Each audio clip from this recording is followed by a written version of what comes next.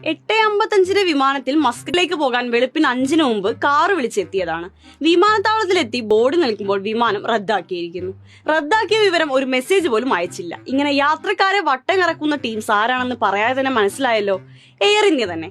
രാജ്യം ഇന്നുവരെ കഠിനാധ്വാനം ചെയ്ത് പണിതുയർത്തിയ പൊതുമേഖലാ സ്ഥാപനങ്ങളെല്ലാം ചുളുവിലയ്ക്ക് മുതലാളിമാർക്ക് മറിച്ചു വിൽക്കുന്നതാണല്ലോ കഴിഞ്ഞ 10 വർഷമായി മോദിയുടെ ധനമന്ത്രിമാർക്ക് ആകെയുള്ള ജോലി.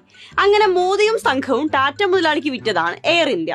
കാര്യക്ഷമമായ സർവീസുകൾ, മികച്ച സേവനം, സാമ്പത്തിക ഭദ്രത എന്നിവ ഉറപ്പു നൽകിയാണ് ചുളുവിലയ്ക്ക് എയർ ഇന്ത്യ കൈമാറിയത്.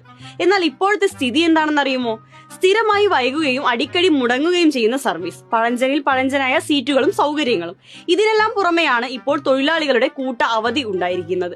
3700-ലധികം യാത്രക്കാരാണ് ഇന്നലെ മാത്രം പെരുവഴിയിലായത്. എയർ ഇന്ത്യയുടെ ആസ്തി 45,000 കോടി രൂപയായിരുന്നപ്പോൾ വെറും 18,000 കോടി രൂപയ്ക്കാണ് ടാറ്റയ്ക്ക് വിറ്റത്. കടബാധ്യത സർക്കാർ ഏറ്റെടുക്കുന്നുവെന്ന പേരിൽ 15,300 കോടി രൂപ തട്ടിക്കിഴിച്ച ശേഷം പണമായി ലഭിച്ചത് 2,700 കോടി മാത്രം. എന്നിട്ടാണ് ഇപ്പോൾ ഈ അവസ്ഥ.